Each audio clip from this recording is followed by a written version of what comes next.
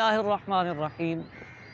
نور الانوار کا ایک سبق مصنف رحمۃ اللہ تعالیٰ علیہ نے جہاں خاص کی تفریعات بیان فرمائیں تو جو حکم خاص کا یہ تھا کہ ان یتناول المخصوص قطعا، خاص اپنے مخصوص کو قطعی طور پر شامل ہوتا ہے، اس کی ایک تفریع مصنف نے بیان کی، اسے حل کرنے کا ہمیں حکم دیا گیا۔ تفریع کیا ہے؟ فرمایا لذالک سعی ایقاع الطلاق بعد الخلع، چونکہ ہمارا موقف یہ ہے کہ خاص اپنے مخصوص کو قطعی طور پر شامل ہوتا ہے، اسی لیے خلا کے بعد طلاق کو واقع کرنا درست ہے۔ چونکہ خاص اپنے مخصوص کو قطعی طور پر شامل ہوتا ہے، اسی لیے خلا کے بعد طلاق کو واقع کرنا درست ہے۔ چھوٹا سا ایک اختلاف ہے ہمارا اور امام شافعی رحمۃ اللہ تعالیٰ علیہ کا۔ مسئلہ یہ ہے کہ امام شافعی رحمۃ اللہ تعالیٰ علیہ خلا کو طلاق شمار نہیں کرتے۔ وہ فرماتے ہیں کہ خلا فسخ نکاح ہے۔ جب یہ فسخ نکاح ہے تو اس کے بعد چونکہ میاں بیوی کا رشتہ ہی باقی نہیں رہتا، لہٰذا اس کے بعد کوئی طلاق واقع نہیں ہو سکتی۔ لیکن ہمارے نزدیک چونکہ خلا ایک طلاق ہی کی ایک قسم ہے، لہٰذا اگر کسی نے خلا کر لیا، اب اگر وہ دوبارہ نکاح میں آ کے طلاق دیں گے تو یہ طلاق واقع ہو جائے گی، یعنی خلا ایک طلاق شمار ہوگی اور اس کے بعد اس پر دوسری طلاق بھی آ جائے گی۔ یہ مسئلہ ہے۔ مستدل بہا جو آیات طیبات شارح نے بیان کی ہیں وہ یہ 3 آیتیں ہیں۔ ہمارا بھی مستدل بہا یہی ہیں، امام شافعی کا بھی یہی۔ پہلی آیت مبارکہ میں اللہ نے فرمایا الطلاق مرتان فامساک بمعروف او تسریح باحسان۔ طلاق 2 مرتبہ ہے، تو یا تو بھلائی سے روک لو، یا پھر اچھے طریقے سے روک لو، یا پھر بھلائی سے آزاد کر دو، چھوڑ دو۔ پہلی آیت میں اللہ نے 2 طلاقیں بیان فرمائیں۔ پھر اللہ نے اگلی آیت مبارکہ میں فرمایا فَإِنْ خِفْتُمْ أَلَّا يُقِيمَا حُدُودَ اللَّهِ فَلَا جُنَاحَ عَلَيْهِمَا فِي مَا افْتَدَتْ بِهِ، کہ اگر تم یہ خوف کرو کہ یہ میاں بیوی اللہ کی حدود کی پاسداری نہیں کر سکیں گے تو اس پر کوئی حرج کی بات نہیں کہ عورت اپنا فدیہ دے دے، یعنی عورت کچھ دے کے شوہر سے طلاق لے لے۔ یہ آیت خلا والی۔ اس کے بعد اللہ نے فرمایا فَإِن طَلَّقَهَا، اب اگر شوہر بیوی کو طلاق دے دے فَلَا تَحِلُّ لَهُ مِن بَعْدُ حَتَّى تَنكِحَ زَوْجًا غَيْرَهُ، چونکہ یہ تیسری طلاق ہے تو اس کے بعد عورت شوہر کے لیے حلال نہیں ہوگی حتیٰ کہ کسی دوسرے شوہر سے یہ شادی کر لے۔ یہ 2 طلاقیں، اس کے بعد خلا والی آیت اور یہ تیسری طلاق، یہ 2 بھی بالکل ٹھیک ہیں اور یہ تیسری بھی اپنی جگہ پر بالکل ٹھیک ہے۔ اب مسئلہ کیا ہے؟ امام شافعی رحمۃ اللہ تعالیٰ علیہ فرماتے ہیں یہ جو درمیان میں اللہ نے خلا کا ذکر فرمایا ہے یہ جملہ معترضہ ہے، اس کا ما قبل اور ما بعد سے کوئی تعلق نہیں ہے۔ 2 طلاقیں یہ ہیں، تیسری یہ ہے، اور اس کے بعد اللہ نے حلالے کا حکم ارشاد فرمایا۔ تو یہ جو درمیان میں ہے یہ چونکہ اس کا تعلق طلاق سے نہیں ہے، یہ جملہ معترضہ ہے۔ لیکن ہم امام شافعی رحمۃ اللہ تعالیٰ علیہ کے مقابلے میں جب بات کرتے ہیں تو ہم اپنے خاص کے اس حکم کو پیش نظر رکھتے ہیں۔ پہلی آیت میں اللہ نے 2 طلاقوں کا ذکر فرمایا، پھر اللہ نے خلا کا ذکر فرمایا۔ یہ جو تیسری آیت ہے اس میں فرمایا فَإِن طَلَّقَهَا، یعنی آیت خلا کے بعد فرمایا فَإِن طَلَّقَهَا۔ یہ جو فا لفظ ہے یہ خاص ہے، اس کا مخصوص قطعی طور پر یہ اپنے مخصوص کو شامل ہوگا، واجب الاتباع ہوگا، اس فا کے معنی پر عمل کرنا ضروری ہوگا۔ فا یہ کہتا ہے کہ یہ ما قبل کے بعد آئے، یعنی اس کے پیچھے جو بات ہوئی ہے وہ ہو اور اس کے بعد یہ طلاق آئے، تو اس کا مطلب یہ کہ اس فا پر جب ہم عمل کریں گے تو یہ فا بتائے گا کہ اس کے پیچھے جو خلا والی آیت ہے خلا کے بعد بھی فَإِن طَلَّقَهَا طلاق ہوگی۔ یہاں ہمارا مستدل بہا اپنے مسئلے کے اعتبار سے یہ فا ہے، ہمارا مستدل بہا اپنے مسئلے کے اعتبار سے فا ہے۔ اسی لیے اب ہم ایک اعتراض ہم پہ آئے گا، اس کا جواب دیں گے۔ وہ اعتراض کیا ہے کہ جناب علی دو طلاقیں یہاں ہیں، پھر آپ نے خلا کو بھی ایک طلاق لیا ہے اور اس کے بعد یہ بھی ایک طلاق ہے، تو دو اور ایک خلا تین اور یہ چار طلاقیں ہو گئیں۔ تو اس کا جواب یہ ہے کہ ان آیات طیبات کو یوں سمجھا جاتا ہے کہ اللہ نے پہلے دو طلاقوں کا ذکر فرمایا، ان دو طلاقوں میں دو صورتیں بیان فرمائی، امساک بمعروف اور تسریح باحسان، کہ دو طلاقیں جو ہیں یہ دو طرح کی ہو سکتی ہیں، اس کو آپ فقہ کی زبان میں کہیں تو رجعیہ بھی ہو سکتی ہیں اور بائنہ بھی ہو سکتی ہیں۔ پھر یہ طلاق، یہ جو دو طلاقیں ہیں نا، اسی کی وضاحت ہے۔ پھر اس کو مزید توضیح کے لیے اللہ رب العالمین جل جلالہ نے فَإِنْ خِفْتُم سے خلا کا ذکر بھی فرمایا۔ یہ جو خلا ہے یہ انہی دو طلاقوں کی تعبیر ہے کہ یہ جو دو پہلے طلاقیں دی ہیں یہ رجعیت کے ضمن میں بھی ہو سکتی ہیں، نارملی بینونت کے ضمن میں بھی ہو سکتی ہیں، اور جسے آپ خلا سے تعبیر کرتے ہیں اس ضمن میں بھی ہو سکتی ہیں۔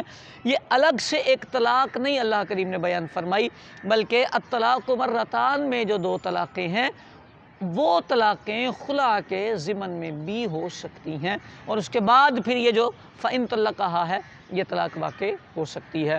عبارت میں شارح کا جو کام ہوتا ہے، شارح متن کی وضاحت کرتے ہیں، چونکہ ملا جیون رحمۃ اللہ تعالیٰ علیہ بڑی آسان عربی میں اس کو بیان کرتے ہیں، لیکن ایک بات ان میں ضرور ہے کہ یہ تکرار زیادہ کرتے ہیں، عبارت میں طوالت ہو جاتی ہے، اس وجہ سے بھی طلبہ تھوڑا سا پریشان ہوتے ہیں۔ لیکن اگر طلبہ تھوڑی سی توجہ کریں تو ان کی عبارت کا اختصار کر لیا کریں تو بآسانی بات واضح ہو جاتی ہے۔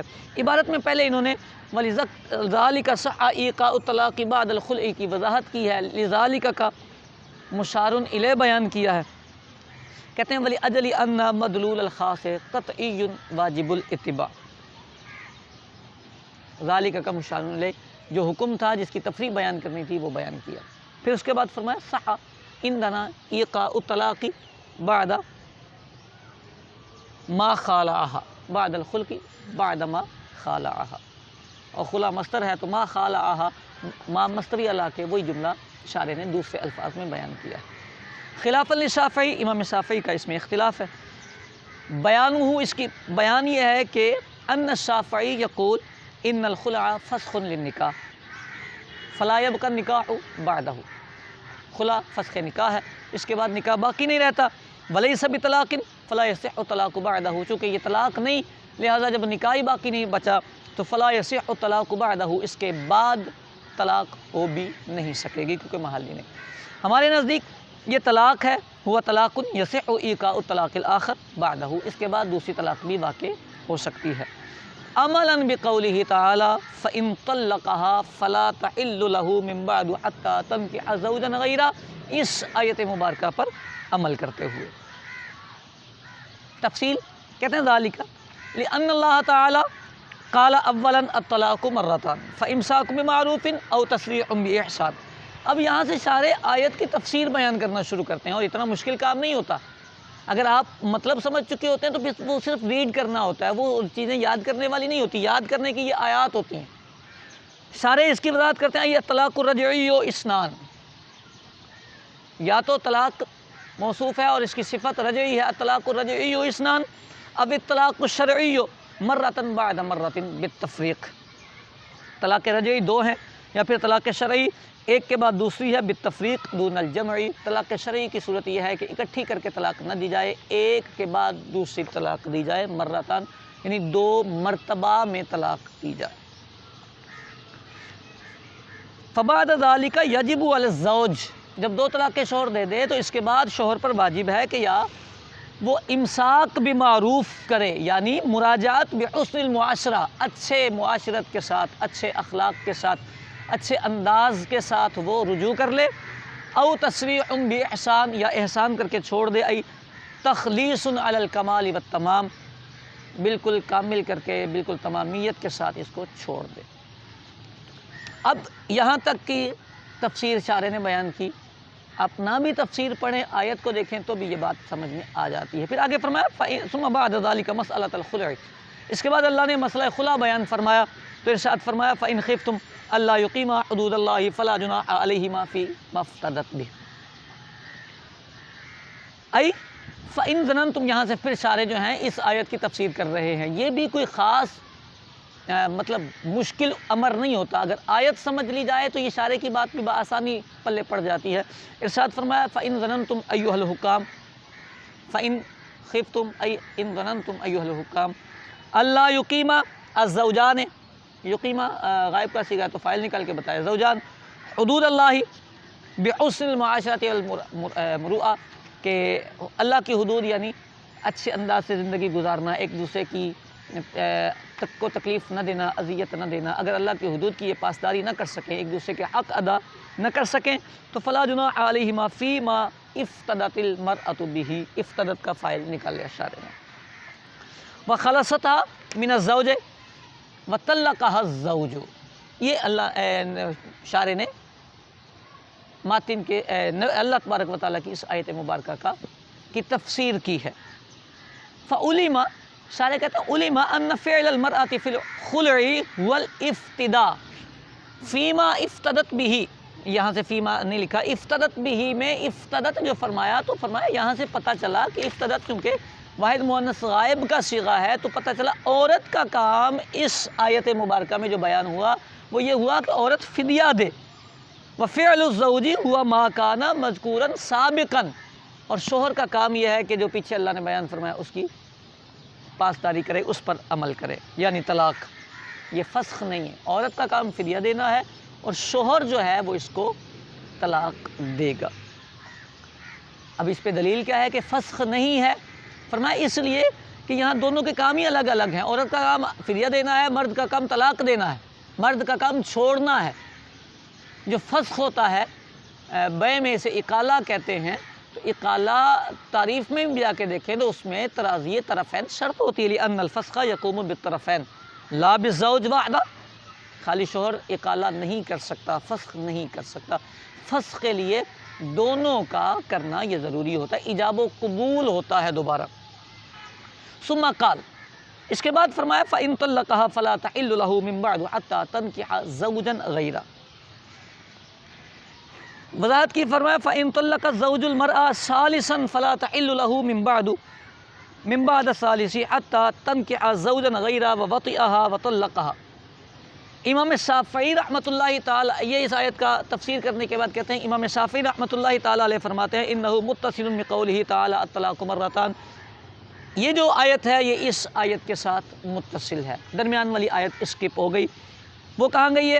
کہتے ہیں حتی تکون هذه الطلاقۃ الثلاثہ، یہ تیسری طلاق بنے گی۔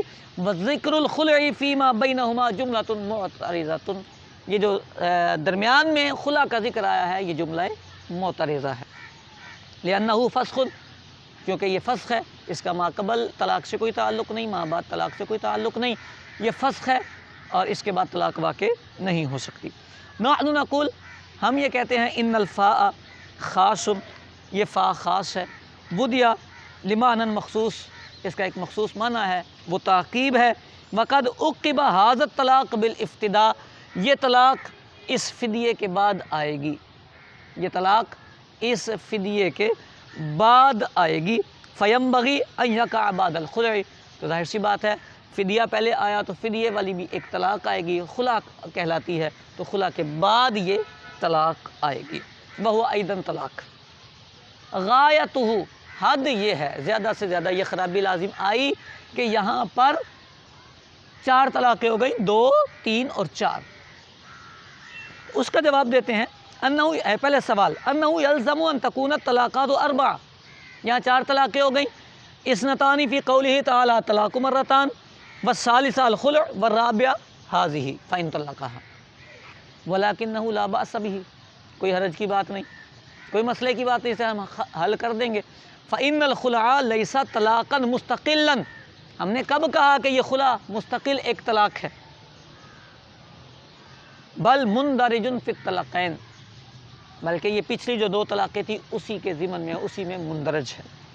فَكَأَنَّهُ قِيلَ گویا کہ اللہ نے فرمایا ہے الطلاق مرتان، طلاقیں دو ہوتی ہیں، سواء کانتا رجعیتین، چاہے وہ دونوں رجعی ہوں، فَحِینَئِذٍ اگر دونوں رجعی ہوں گی تو یا تو امساک بمعروف واجب ہوگا یا تسریح باحسان واجب ہوگا، یا پھر دونوں خلا کے ضمن میں ہوں گی تو اس صورت میں رجوع نہیں ہو سکے گا، یہ بائنہ ہی کہلائیں گی۔